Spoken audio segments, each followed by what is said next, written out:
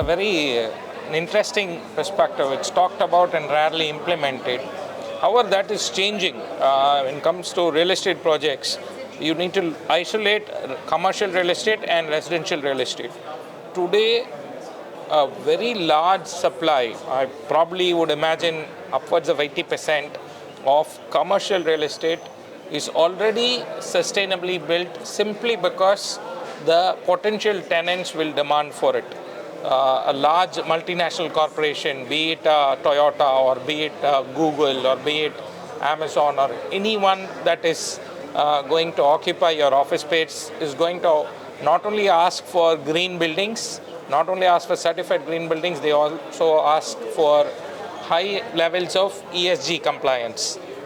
However, when it comes to residential, there is a little bit of a slack. That is where builders like us, Navins, we come in.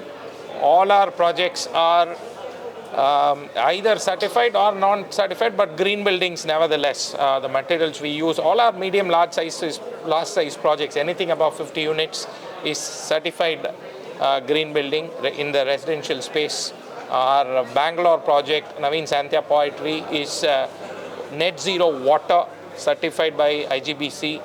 So we pride ourselves in not only talking about energy efficiency, water efficiency, we also implement them. It's a self-initiative that we do. We do it out of our own good intentions and purposes.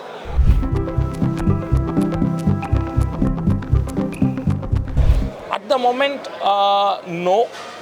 Today the builder absorbs the cost for the most part in residential. Again, commercial buildings, it pays off in maintenance costs.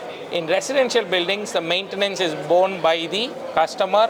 It's a very long-term benefit. The payback period is often 10, 12, 13 years. So in reality, the ability of the builder to capture the cost spent, upfront cost, is very negligible, unlike in automobiles where fuel economy is obviously calculatable. This is a little more fungible. Therefore, that is the reason why I've been asking the government to consider a fractional discount, a 50% discount on the stamp duty, at least for a 6-month period. So that will help developers who are trying to do something good for the environment.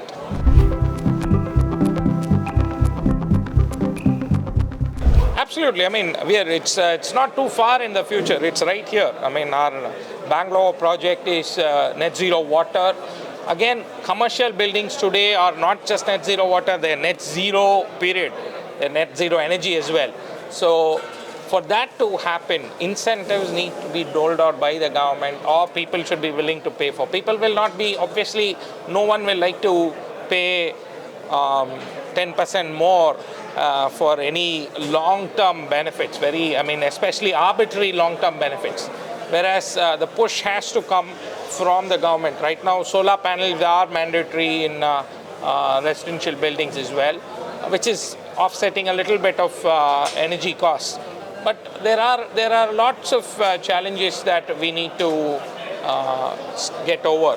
Again, I've been insisting, and I cannot harp more on the role of the government in creating awareness by providing additional FSI and giving 50% reduction in stamp duty for green buildings. But you give that, achieving net zero, technology is already there, people are achieving it in office buildings, so it's only a matter of time that it can be achieved in residential buildings as well.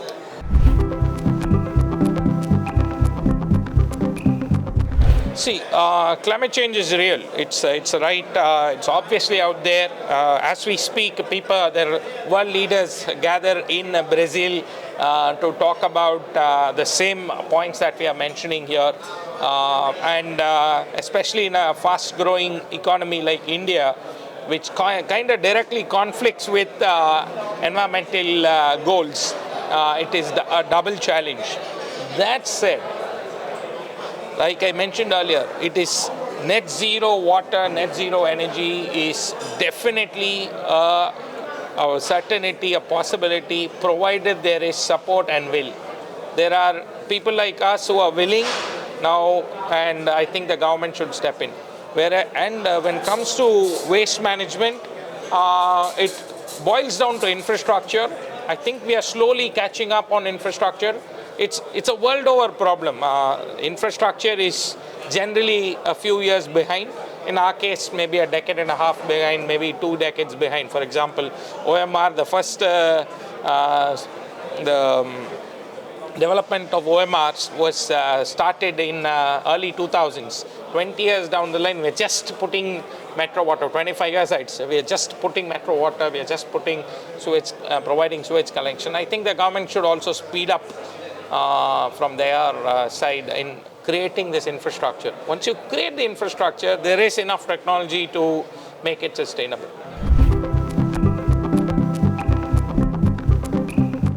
Absolutely. At Navin's, our certified green building apartments start at as low as 40 lakh rupees. So it is, again, like I said, the intention of the developer and that push from the government is required. For me to do it, yeah, it does cost me money. It does cost a couple of lakh rupees more per apartment. That has to be offset, maybe 300 rupees more a square feet, but that has to be offset somehow or the other. Some support is needed from the government. People should also be a little more contributing to this. These things go a long way in making these homes affordable. Also, use of indigenous technology. More funding has to be routed to R&D development of any technology. Today we were talking about how some of the membranes, a lot of equipments are getting imported as we speak. More R&D, local R&D will help improve, reduce costs as well.